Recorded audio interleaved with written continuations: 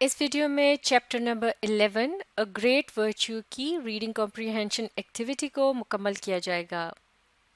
تو چلیے مل کر دیکھتے ہیں۔ Section A, answer the following questions, یعنی مندرجہ ذیل سوالات کے جوابات دینے ہیں۔ Question number 1، where did the old man live, یعنی بوڑھا شخص کہاں رہتا تھا؟ تو اس سوال کا مکمل جواب موجود ہے اس کہانی کے بالکل شروع میں، جہاں یہ بتایا گیا ہے کہ once there was a holy man who lived in a forest. He lived there all alone in a small hut. تو یہ اس سوال کا مکمل جواب ہے۔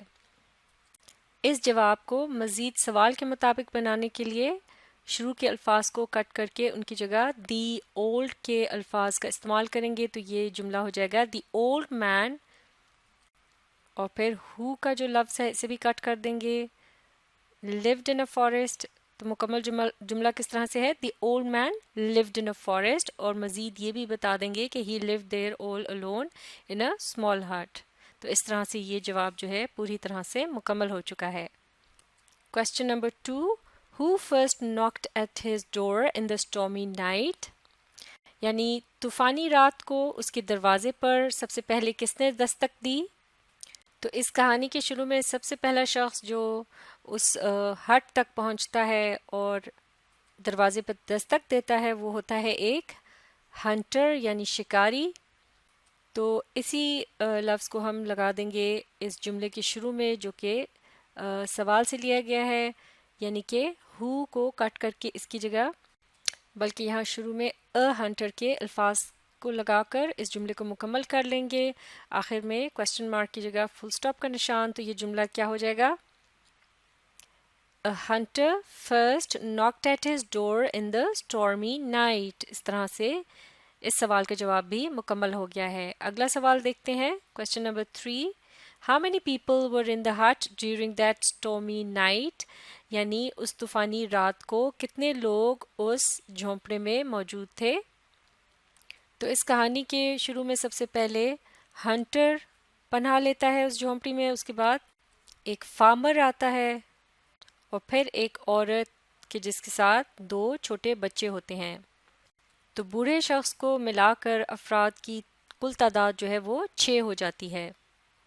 تو یہاں بھی ہم اسی سوال کو تبدیل کر کے جواب بنا سکتے ہیں۔ ہاؤ مینی کے الفاظ کو کٹ کر کے اس کی جگہ ہم لکھیں گے there were 6، اور پھر اس کے بعد people were کا لفظ بھی کٹ کر دیں گے، اور باقی کا جملہ اسی طرح سے رہے گا۔ آخر میں کویسچن مارک کی جگہ فل سٹاپ۔ تو یہ جملہ کس طرح سے ہو جائے گا؟ مل کر اسے پڑھتے ہیں۔ there were 6 people in the hut during that stormy night۔ تو اس طرح سے یہ جواب مکمل ہو چکا ہے۔ اب دیکھتے ہیں question number 4، Did the old man refuse to give shelter to anyone، یعنی کیا بوڑھے شخص نے کسی کو پناہ دینے سے انکار کیا؟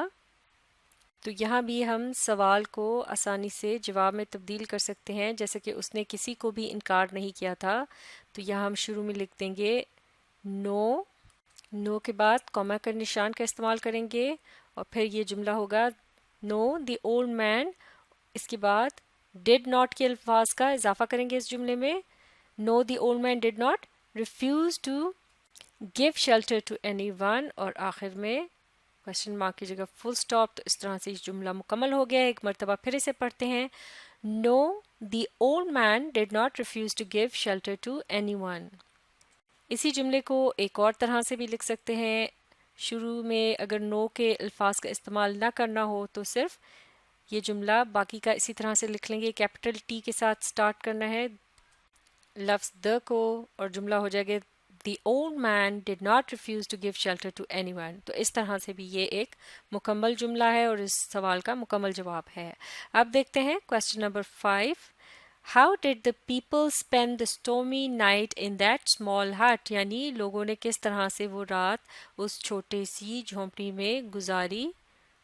تو اس کا مکمل جواب ہمیں کہانی کے آخر میں ملتا ہے، جو اس طرح سے ہے کہ the whole crowd spent the stormy night standing in that little hut. They chatted about all sorts of things and praised the kindness of their host۔ تو اس طرح سے یہ ہے اس آخری سوال کا مکمل جواب اور یہ ایکٹیویٹی یہاں مکمل ہو چکی ہے۔